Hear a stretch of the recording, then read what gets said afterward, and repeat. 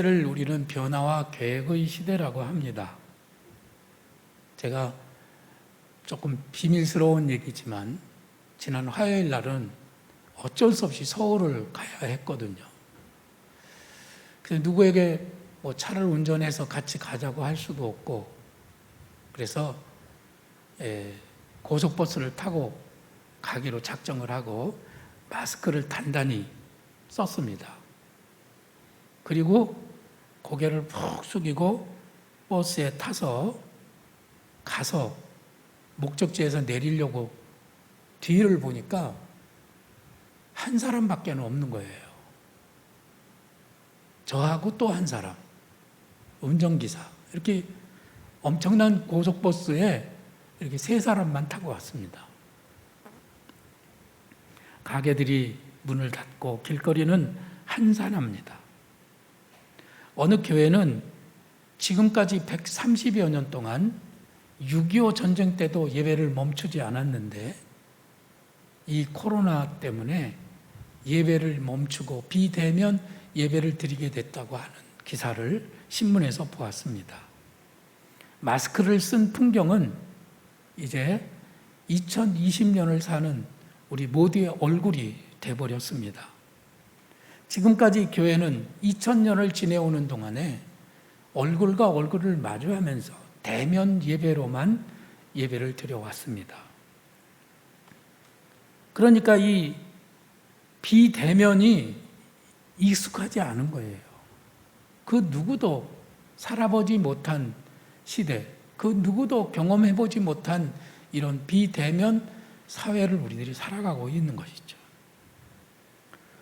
교회들은 적응이 안 돼서 큰 충격에 빠졌습니다.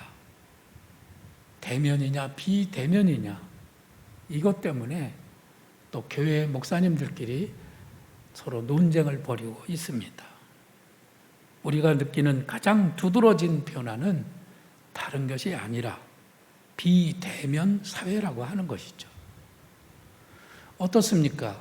여러분들은 여기에 적응을 잘 하고 계시나요? 아마 여러분들은 잘하고 계시는 것 같은데 적응이 잘 안 되는 사람들은 마음이 울적합니다. 기운이 없습니다. 의욕이 없습니다. 그리고 우울해집니다. 이렇게 사는 것이 잘하는 것인가 하는 의구심을 갖게 되죠. 경상도의 어느 한가한 바닷가 마을에 있는 교회는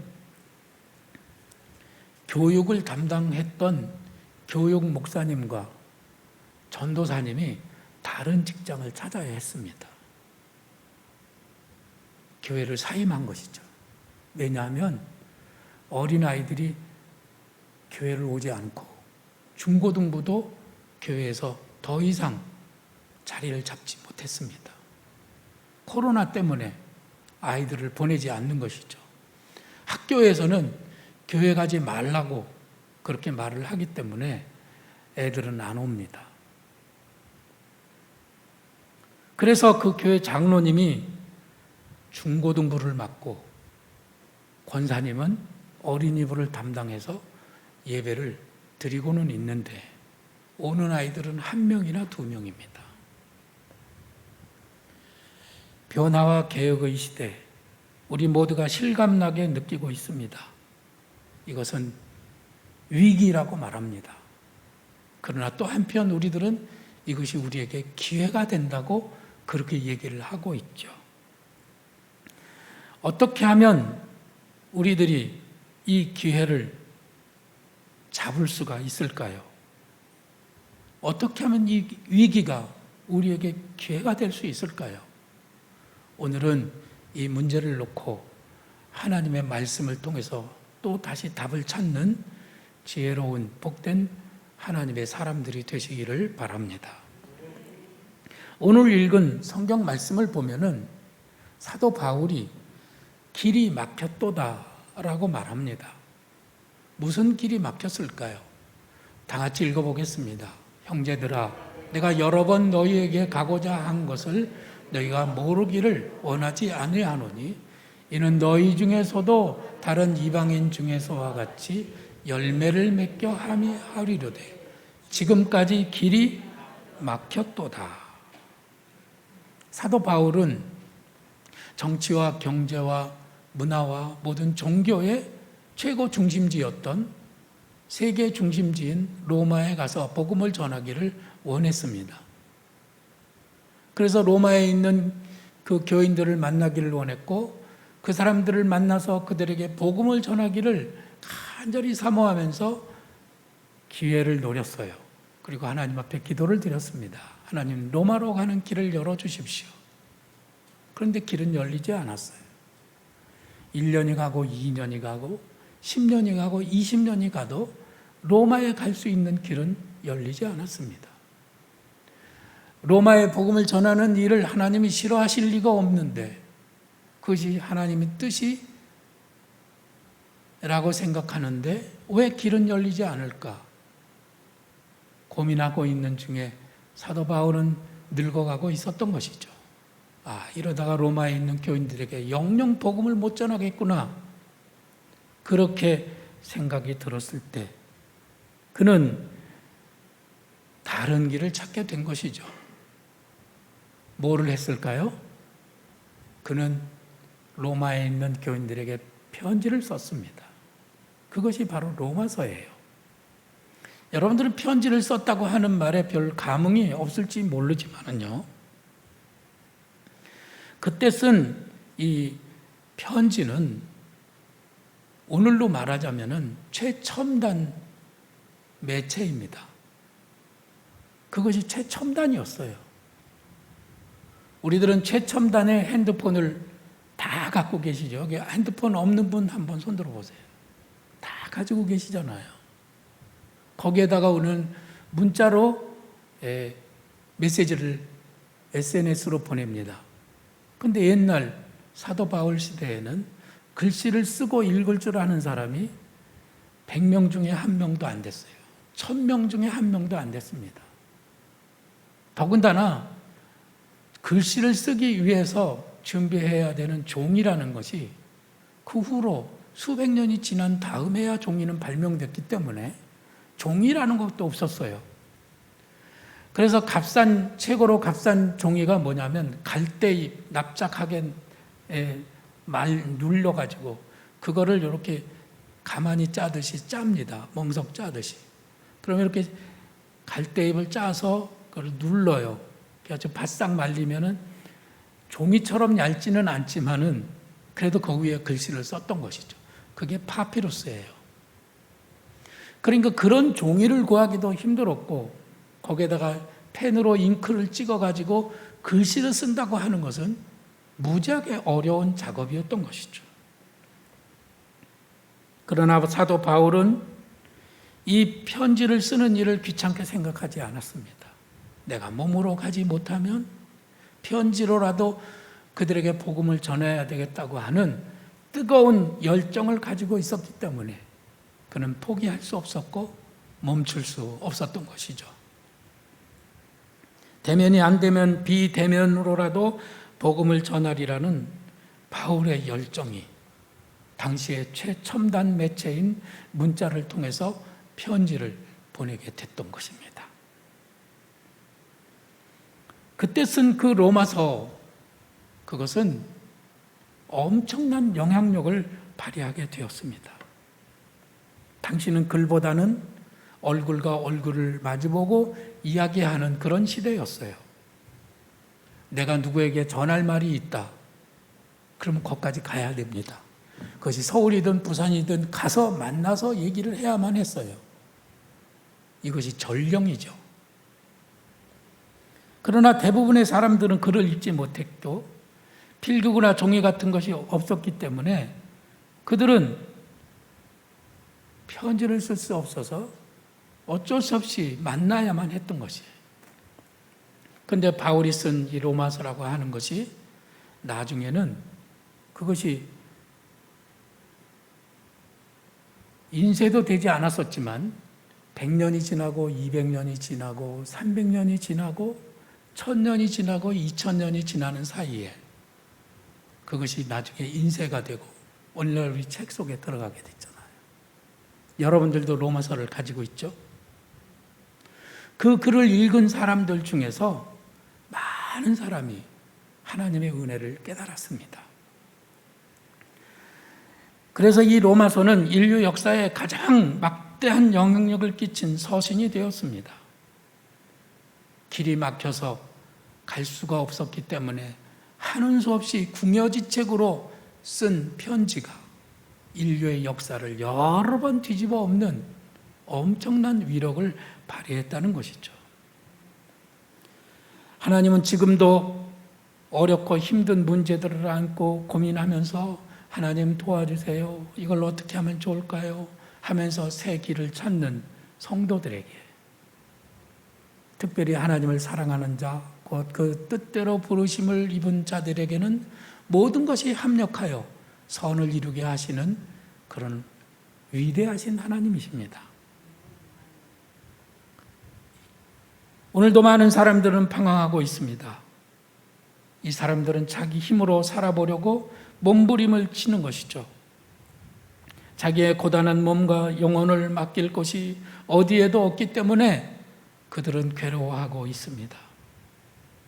그들이 믿던 하나님은 근엄한 심판주요, 자비와 긍휼은 코딱지만큼도 없는 두려운 권력자에 지나지 않았던 것이죠.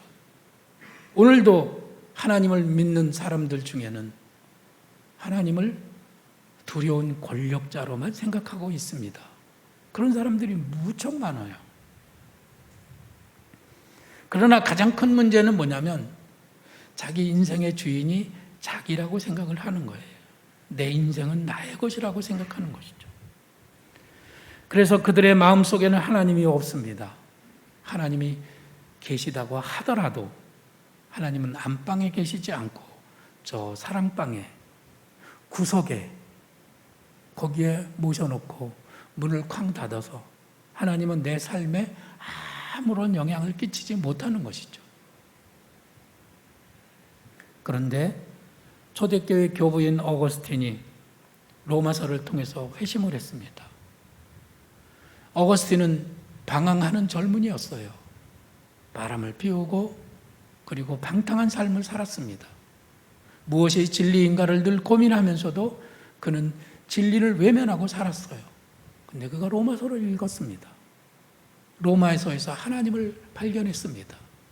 그는 방황을 멈추고 새 길을 걷기 시작을 했죠. 인생의 주인을 찾게 된 거예요. 하나님 아버지를 만난 거예요. 그는 수많은 사람들에게 엄청난 영향력을 끼치는 사람이 되었고, 오늘도 저는 어거스틴이 쓴 글을 읽으면서 마음에 위로를 받고 격려를 받습니다. 종교개혁자 마틴 루터도 진리를 찾아서 방황하는 사람이었어요. 그는 어떻게 하면 구원을 받을 수 있을까를 고민했습니다. 그래서 바티칸 성당에 있는 수백 개의 계단을 무릎으로 기어오르면서 무릎에서 피가 나오고 그리고 온몸이 멍이 들 정도로 괴로운 고행을 하면서 그렇게 하면 자기를 하나님이 긍휼히 여겨주시고 구원해 주실까 하는 그런 마음을 가졌던 것이죠. 근엄하신 권위자 하나님 앞에서 그는 한없이 작고 초라한 죄인이었던 것이죠. 그런데 로마서를 읽은 사도 마틴 루터가 하나님의 그 은혜를 깨달았습니다. 하나님은 사랑이 많으신 아버지였습니다. 그가 하나님 품에 안기면서 이 마틴 루터는 인생의 주인을 발견하게 된 것이죠.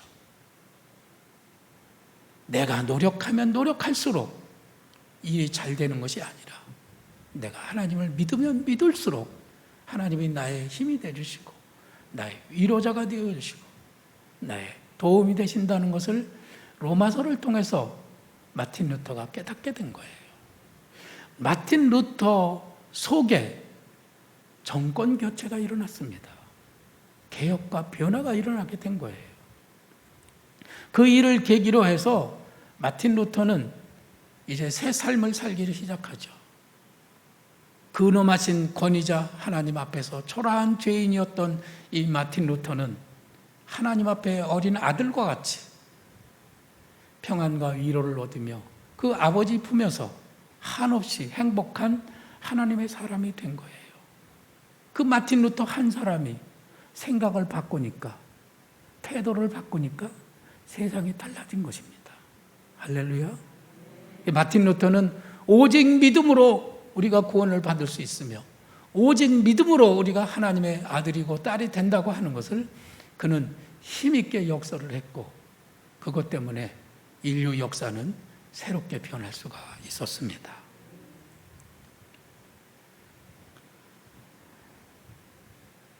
이 모든 사람들이 로마서를 읽고 삶을 변화시켰던 것이에요. 하나님을 발견하고 예수 그리스도를 인생의 주인으로 모시게 되었습니다. 여러분, 로마서를 한 번 읽는데 1시간이 걸려요. 막 빨리 읽으면 50분, 천천히 읽으면 1시간 10분 정도 걸리죠.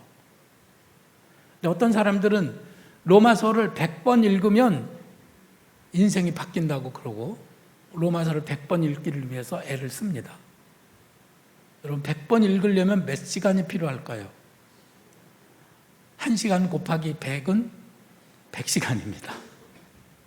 그런데 로마서를 100번 읽어서 내 인생이 변화될 수 있다면, 지금 이렇게 무능하고, 지금 이렇게 방황하고, 지금 이렇게 길을 찾지 못하고, 지금 이렇게 인생의 주인이 누군지를 모르는 내 삶이 로마서를 읽어서 마틴 루터처럼, 어거스틴처럼, 요한 웨슬리처럼 우리들이 완전히 변화된 삶을 살아갈 수 있다면, 여러분, 그 100시간은 아까운 것이 아닙니다. 여러분들도 한번 도전해 보시기를 부탁을 드립니다. 정말로 중요한 것은 하나님 그분이 나의 인생의 아버지가 되어 주신다고 하는 것이고, 예수 그리스도 그분이 지금도 나를 위하여 하나님 우편에 앉아서 중보자로 도와주신다고 하는 것이고, 그분의 그 십자가의 사랑이 나를 새롭게 하신다는 것이죠. 그래서 우리들은 내 힘으로 사는 것이 아니라 예수님의 은혜로 사는 것입니다. 하나님의 품에 안길 때 우리들은 평안과 위로를 받습니다. 마틴 루터 한 사람이 그 변화를 받았을 때 그 주변에 있는 사람들에게 그 위안과 평안과 그리고 삶의 용기가 팍팍 주어졌죠. 그것이 은혜인 것이에요. 저는 살다가 힘들면은 이런 노래를 불러요. 내가 주인 삼은 모든 것 내려놓고 주님만 사랑해. 최고의 문제는 내가 내 인생의 주인이라고 생각하는 겁니다. 그 생각을 바꾸는 거예요. 그리고 예수님이 내 인생의 주인이 되고 나는 그분의 종이 되는 겁니다. 그분의 친구가 되는 겁니다. 하나님의 아들이 되고 딸이 되는 겁니다. 내 인생의 모든 책임을 그분이 져주시는 겁니다. 방황하고 있던 어거스틴과 같이 지금도 제2, 제3의 어거스틴이 이 길거리에 있고 이 안에도 있고 또 다른 마틴 루터가 또 길거리를 방황하고 있습니다. 예수님을 믿는다고는 하지만은 예수님은 골방에 갇혀 있고 자기 인생의 주인이 자기라고 생각하고 그 무거운 짐을 지고 허덕이고 있는, 그래서 쓰러지고 또 쓰러지는, 그래서 죽지 못해서 살아가는 수많은 사람들에게 복음이 필요한 것이죠. 단돈 몇십만 원의 생계 지원비가 물론 좋은 것이죠. 그러나 그보다도 예수 그리스도의 복음이 바로 우리의 인생을 완전히 변화시킬 수 있다고 하는 그런 믿음과 소망을 우리들이 가져야 하는 것입니다. 이 복음이 나에게도 필요했다면 또 다른 사람에게도 필요한 것이고, 이 복음은 모든 사람에게 필요한 것입니다. 사도 바울은 그래서 복음은 모든 믿는 자들에게 구원을 주시는 하나님의 능력이 됨이라고 말했던 것입니다.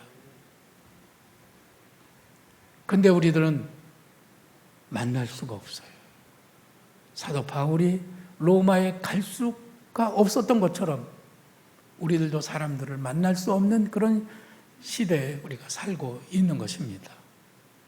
사도 바울은 편지를 썼는데 우리들은 어떻게 하면 좋을까요? 어떻게 하면 좋을까요? 그래서 우리들은 비대면으로 예배를 드리고 있는데 비대면이냐 대면이냐 이것도 결론이 나지를 않았어요. 어느 작은 예배당 앞에 이런 글이 쓰여 있었습니다. 예배를 드리면 죽인다고 칼이 들어올 때 목숨을 걸고 예배 드리는 것이 신앙입니다. 여기까지 읽으면 그 옛날 그 신앙을 지키기 위해서 생명을 바쳤던 그 순교자들의 신앙이 떠오릅니다. 그런데 그 다음 글이 이어지는데 뭐라고 썼느냐면 그러나 예배를 드리는 것이 칼이 되어 남의 목숨을 위태롭게 하면 모이지 않는 것이 신앙입니다. 전 이것이 굉장히 균형 잡힌 아름다운 신앙이라고 생각을 합니다. 여러분들은 그럴지라도 나는 대면으로 예배를 드릴 거야 해서 위험을 무릅쓰고 여기 오셨죠? 여러분에게 감사해요.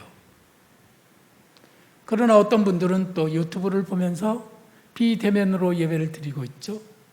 그분들에게도 너무너무 감사해요. 본방을 사수하고 있는 분들에게도 감사를 드립니다. 정말 잘하는 일이에요. 이런 일들을 우리들이 멈출 수가 없다고 하는 것이죠. 대면이 안 되면 비대면으로라도 돌파구를 찾아야 하는 것이 우리들입니다. 바울은 당시의 최첨단인 편지로 비대면으로 복음을 전했어요. 그럼 우리들은요? 오늘날의 최첨단인 바로 이 문자로, SNS로, 그리고 유튜브로 우리들이 할 수 있는 모든 것을 동원해서 복음을 전하는 것이 그것이 바람직한 것이고 그렇게 예배를 드리는 것은 성경적으로 별 문제가 없다는 것이죠. 이해하십니까? 동의하시나요? 네, 감사드려요. 그 모든 고민이나 논쟁을 딱 멈추고 우리들이 사랑으로 모든 것들을 품어가는 그런 성도들이 되면 어려움이 없으리라고 저는 분명히 믿습니다. 어떤 교회는 젊은 목사님들이 할 일이 없어서 사표를 내고 다른 직장을 찾았다는데 우리 교회 목사님들은 할 일이 더 많습니다. 그래서 그 소식을 이렇게 들으면서 우리 교회 목사님들도 그러면 다른 직장을 찾아봐야 되나? 그렇게 생각을 했는데 지금 우리 교회 젊은 목사님들은 할 일이 무지하게 많아요. 제가 이 비대면으로 하기 위해서 이런 일 저런 일들을 막 하고 있기 때문에 이분들이 막 평상시보다도 훨씬 더 바쁩니다. 요즘에 저는 네이버 블로그를 만들어 가고 있습니다. 계정을 만들고 그리고 블로그에서 우리 모든 교인들이 소식을 접할 수 있고 또 네이버를 사용하는 사람들이 우리 교회를 검색할 수 있도록 그렇게 준비를 하고 있습니다.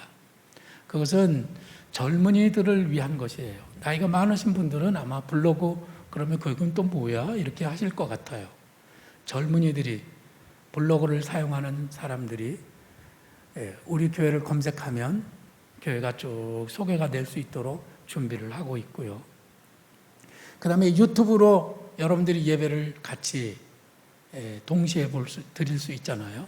또 그것을 저장했다가 또 필요할 때 그것을 다시 열어볼 수가 있고 또 그것을 우리들이 다른 사람들에게 전해줄 수도 있습니다. 굉장히 쉽잖아요. 근데 여러분들이 유튜브로 예배를 드린다면은 한 가지 유념하셔야 될 것이 뭐냐면은 거기에다가 꼭 댓글을 달아주시라는 거예요. 유튜브에 댓글을 다시는 겁니다. 댓글 필수 따라서 해보시죠. 댓글 필수. 제가 시험에 자주 나온다고 꼭 말씀드렸는데 두 번째가 댓글 필수고 세 번째는 뭐였나요? 전달. 네, 그것은 이제 여러분들이 그것을 꾹 눌러서 복사해가지고 다른 사람한테 전해주기가 아주 쉬워요. 너무너무 편합니다. 그래서 복음을 전하는 일도 여러분들이 하실 수 있기를 바라고 한 가지 더 부탁드리는 것은 구독과 좋아요는 사랑입니다. 여러분들이 그 구독과 좋아요로 우리들이 하고 있는 모든 이 수고에 대해서, 젊은 목사님들이 하고 있는 수고에 대해서 여러분들이 격려를 해주시는 거예요. 근데 이 디지털 시대에 우리들이 복음을 전하는 일을 하면서 굉장히 힘든 일 중에 하나가 뭐냐면 반응을 우리가 느낄 수 없다고 하는 거예요. 이건 몇 사람이 봤는지, 이거를 지금 사람들이 보고 좋았는지 나빴는지, 얼굴 없는 고객들이기 때문에 그 사람들의 그 반응을 우리들이 느낄 수가 없습니다. 그래서 여러분들은 거기에다가 댓글을 달고 좋은 댓글, 칭찬하는 댓글, 격려하는 댓글로 서로 문자를 주고받으면서 서로에게 힘이 된다고 하는 것이죠. 요즘은 줌을 통해서 셀 모임을 해보자고 여러분들에게 계속 강조를 하고 있습니다. 줌이라고 하는 것도 우리가 만든 건 아니에요. 그 줌이라고 하는 프로그램은 수천억 원을 들여서 개발한 프로그램입니다. 근데 우리는 그걸 공짜로 사용할 수 있어요. 좋아요? 나빠요? 아니, 그 사람들이 언제 우리를 생각하고 그렇게 만들었는지 생각해 보면 너무 감사한 거예요. 옛날 사도 바울이 편지를 썼을 때, 그때에 비하면 우리는 그냥 이렇게 몇 번 누르기만 하면 되는 거예요. 그러니까 줌으로 같이 예배를 드릴 수 있고, 줌으로 우리가 서로 얼굴과 얼굴을 맞이할 수 있어 얼마나 좋은지 모릅니다. 줌으로 우리 어린이들은 예배를 드리고요, 줌으로 여름 성명학교를 하고, 줌으로 수련회를 합니다. 이것이 단지 셀 모임을 하는 것일 뿐만이 아니라, 만일에 여러분들이 사업하시는 분이나 여러분들이 또 가족끼리의 만남도 이 줌을 통해서 할 수 있는 거예요. 할렐루야. 여러분들은 최첨단을 걷는 그런 하나님의 사람들이 되는 겁니다. 그 일에도 여러분들이 열심을 내주시기를 부탁을 드립니다. 그 다음에 이제 제가 부탁드리고 있는 것은 뭐냐면은 카카오 채널인데요. 카카오 채널에 친구가 되어달라고 여러분들에게 문자가 다 갔을 거예요. 그런데 카카오 채널을 어떻게 친구가 되는지를 아직도 잘 모르시는 분들이 있고, 또 친구가 됐지만은 그 밑에다가 상담 직원에게 메시지 보내기 이런 글자가 나오면, 아유, 상담 직원이 뭐요? 우리 교회에 상담 직원이 누가 있나? 이런 고민을 하고 그러시는데, 이 원래 카카오 채널은 사업을 하시는 분들이 물건을 인터넷으로 팔 때 사용하는 것을 우리 교회가 사용하기 때문에 거기에 상담 직원이라는 단어가 나오는 겁니다.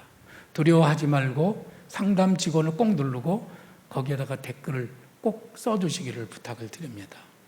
자, 이런 모든 것들을 행하는데 이거 제대로 하려고 그러니까 막 짜증이 나는 거예요.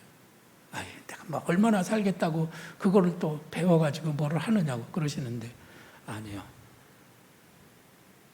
내일 지구에 종말이 온다 그래도 오늘 사과나무를 심겠다고 한 사람도 있었잖아요. 내일 세상을 떠난다고 하더라도 나는 오늘 유튜브로 복음을 전하리라. 할렐루야. 그런 마음을 가지고 여러분들이 꼭 배우시기를 바랍니다. 이걸 배우려고 하니까 막 짜증이 나고, 이거 이대로 하려고 그러니까 왜 목사님은 이런 거를 만들어 가지고 우리를 귀찮게 하느냐고 그러시는데, 아니에요. 배우세요. 꼭 배우세요. 전도가 얼마나 쉬워지는지 모릅니다. 오늘은 저 아래에서 또 위에서 여러분들이 있는 자리에서 이 카카오 채널과 그리고 줌을 사용할 수 있도록 사람이 기다리고 있습니다. 여러분들을 가르쳐 줄 거예요. 나 좀 가르쳐 주세요. 그러면은 여러분을 가르쳐 줄 사람들이 기다리고 있으니까 꼭 배우고 가십시오. 1분 내지 2분이면은 다 배울 수가 있습니다. 그러니까 배워서 집에 가서 하려면 또 잘 안 돼. 그래도 자꾸 그냥 아무거나 막 눌러가지고 여기저기 눌러보고 해가지고 여러분들이 그것을 꼭 배우고 갈 수 있기를 부탁을 드려요. 이것을 우리가 왜 꼭 배워야 되느냐? 다른 것이 아니라 전도가 아주 쉬워집니다. 제가 설교 테이프를 녹음해서 그걸로 전도했던 적이 있었거든요. 설교 테이프를 가서 벌크로 빈 테이프를 이만큼 사다가, 그리고 설교 녹음을 해서 녹음된 원본 테이프를 놓고 다른 테이프를 쭉 놓고 그거를 기계에다 돌려서 복사를 합니다. 그리고 거기에다가 라벨을 인쇄를 해가지고 거기다 붙입니다. 그래가지고 거기를 케이스에다 넣어가지고 그걸 전도할 사람들한테 누가 직접 가서 그걸 전달을 해줘야 돼요. 번거로워요? 안 번거로워요? 근데 어느 날 그거를 2년, 3년을 계속했더니 그 테이프를 받은 사람이 설교를 계속 듣는 거예요. 계속 들었습니다. 수백 개의 설교 테이프를 받았어요. 그리고 어느 날 그분이 교회를 왔어요. 저는 몰랐죠. 어떻게 해서 교회를 오셨습니까? 그랬더니 목사님의 설교 테이프를 제가 계속 들었습니다. 그러고 오신 거예요. 수백 개의 테이프를 전했는데 한 명이 테이프 듣고 오신 거예요. 예수님은 한 영혼이 천하보다 귀하다고 해요. 여러분들이 100명에게 전도했는데 한 명 교회에 왔다. 해야 돼요? 말아야 돼요? 전도해야 돼요? 말아야 돼요? 설교 테이프 10,000개 보냈는데 한 명 교회에 왔다. 해야 돼요? 말아야 돼요? 해야 되는 겁니다. 그런데 설교 테이프 10,000개 만들려면 무지하게 힘들어요. 근데 그게 아니고 요거 꼭꼭꼭꼭 누르는 것만 한 서너 번 하면은 한 명 전도가 돼요. 그렇게만 하면 전도가 되는 거예요. 할렐루야. 물론 다 예수 믿게 되지는 않을 수도 있어요. 그러나 그 중에서 10명 중에 1명, 100명 중에 1명, 1000명 중에 1명이 그 심령 속에 말씀이 꽂히고 그가 회개하고 예수님을 믿는 날이 반드시 있을 것이라는 거예요. 믿으시면 아멘.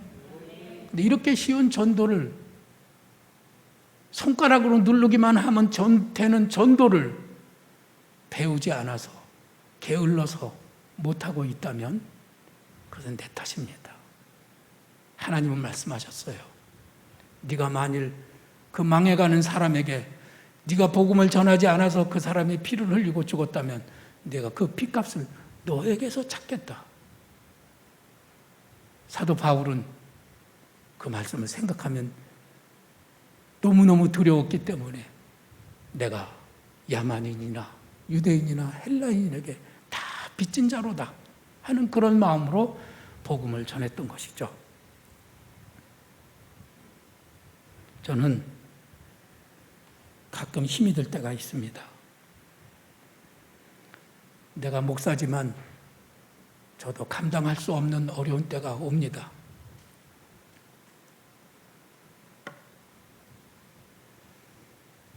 저는 힘이 들면은 입에서 침이 말라요. 그리고 목소리가 쬐꼬매집니다. 그래서 물을 마셔보죠. 그러나 한 모금의 물이 근본적인 대책이 되지 못합니다. 그러면 어쩔 수 없어요. 주님 앞에 엎드려서 주님 저를 도와주세요. 주님만이 나의 힘이십니다. 예수의 이름으로 나는 일어서리라. 주가 주신 능력으로 주가 주신 능력으로 주가 주신 능력으로 일어서리. 주님을 부르고 주님께 내 몸을 맡겨드리면 그분이 내 안에 은혜로 채워지는 것을 느끼게 됩니다. 그러면 나는 다시 힘을 얻고 일어서는 거예요. 어떤 때는 마음에 화가 날 때도 있고 어떤 사람에게는 서운한 마음이 들 때도 있습니다. 저분은 왜 저럴까? 이럴 때면 내가 기운을 잃지만은 내 기운의 원동력은 주님이십니다. 저뿐이겠습니까? 여러분들도 아마 그럴 거예요. 다른 사람도 마찬가지일 거예요. 우리가 왜 셀 모임을 해야 되는 거죠?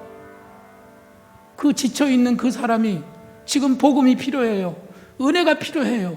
근데 그걸 깨닫지 못하고 있어요. 넘어져 있어요. 쓰러져 있어요. 어쩔 줄 몰라 하고 있어요. 그럼 우리들이 가서 복음으로 손을 잡아줘야 되는데 비대면 사회라니까 어쩔 수 없이 우리들은 문자를 보내야 되고 전화를 해야 되고 줌으로 만나야 되고 유튜브로 복음을 전해야 하는 것입니다. 우리들이 이렇게 하면 성령께서는 우리를 도와주겠다고 약속하십니다. 우리들이 행하는 작은 수고, 작은 희생, 헌신들이 한 생명을 살릴 수 있다면 우리는 멈출 수가 없습니다. 그 사명 감당하는 성도들이 되시기를 바랍니다.